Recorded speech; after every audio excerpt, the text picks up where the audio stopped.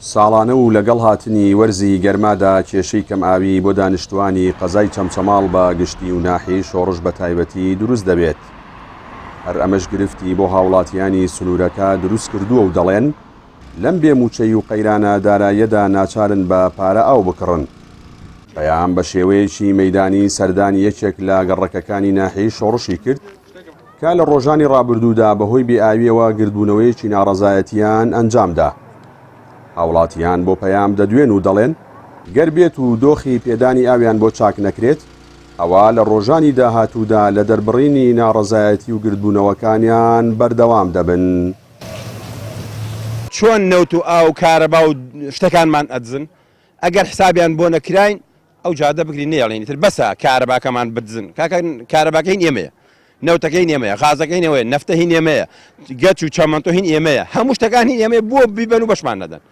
داواکەم لە هاوڕێکان و برادەرەکانم کە سوکاری شەید و ئەنفال و کەمەندام کە حسابیان بۆ نەکرا ئاوشتمان بۆ نەکرا ئەو جادە بگرین نێڵێن ئەو حەمکە دزەی تا بکرێ. لە هەفتەی جارێ ئاوەکەمان نایەت و ئێتر کەم ئاوین بوو داواکارمان هەیە ئاوەکەمان بۆ بێت و ئاومان لێ نەبڕێتەوە.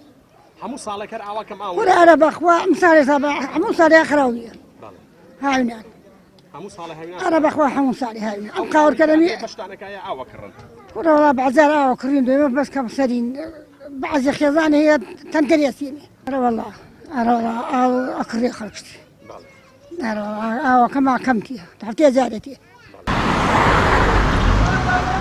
ناحی شۆڕشخاوەنی ژمارەیەکی زۆرە لە کەسوکاری شەهیدان و ئەنفالکراوان و ناوچەکەش دەوڵەمەندە بە نەوت و سامانی سروشتی.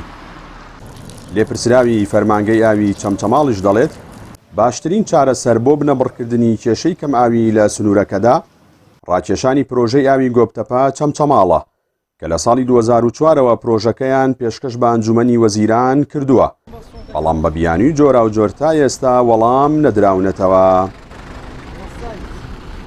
ئەم سنوورە بەعام بەگشتی دوورە لە سەرچاوی ئاوەوە و هەتا بێتیش نسبەی دانیشتوان ڕێژەی دانیشتوان لەم ناوچەیە بەرەو چێڕە بەرەو هەڵکشانە ڕوا هەر بە شتە کۆنەکان ئاو بە بیر و بە کۆمەڵێک لەم دوایەک تاست و چەمچەماڵ و پرۆژەی ئەحمەد ئیسماعیل لە کانی شێتان ئەمانە ئاویان نەدەین و دووبارە و مسێبارە ئاڵێم ئاوی چەمچەماڵ سنووری چەمچەماڵ بە تایبەتی چەمچەماڵ و چۆڕش پێویستی چارەسەری کۆتایی گەیاندنی ئاوی گۆبتەپە چەمچەماڵ.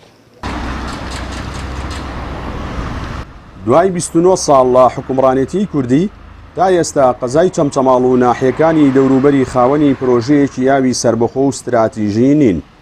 هەرمەش ساڵانە گرفتی کەماوی بۆ سنوورەکە دروست دەکات. لە ئێستاشدا سنووری قەزای چەمچەماڵ و دەوروبەری لە 24 کاتژمێردا پێویستی بە 50,000 مەتر سێجا ئاو هەیە، بەڵام تەنها 29,500 مەتر سێجا ئاو دەگاتە سنوورەکە. ئەمە لە کاتێکدایە کە هیچ کێشەیەک لە شێوەی بڕانی کارەبا و شکانی بۆری ڕوونەدات.